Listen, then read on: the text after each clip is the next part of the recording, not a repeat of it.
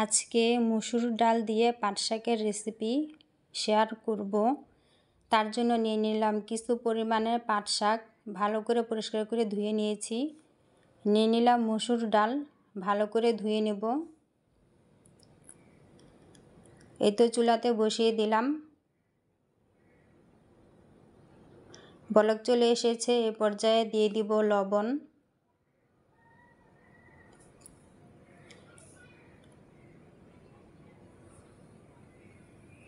দিয়ে দিব অল্প পরিমাণে আদা রসুনের পেস্ট।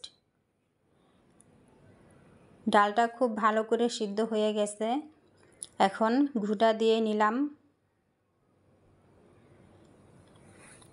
এখন দিয়ে দিলাম হলুদের ফাঁকি।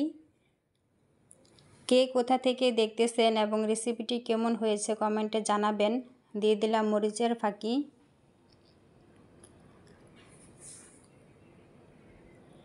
এখন দিয়ে দেব পাট শাকগুলো।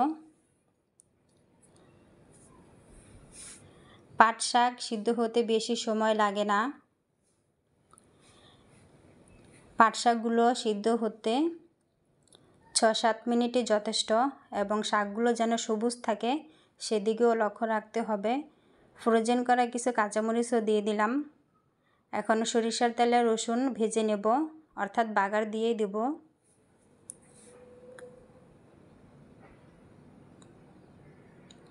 এই তো তৈরি হয়ে গেল লোভনীয় স্বাদে মসুর ডালের পাট শাকের রেসিপি। গরম ভাত দিয়ে খেতে জমে যাবে। ছোট বড় সবাই অনায়াসেই খেতে পারবে, এবং কারো যদি কোষ্ঠকাঠিন্য থাকে সেক্ষেত্রেও সেটা ঠিক হয়ে যাবে।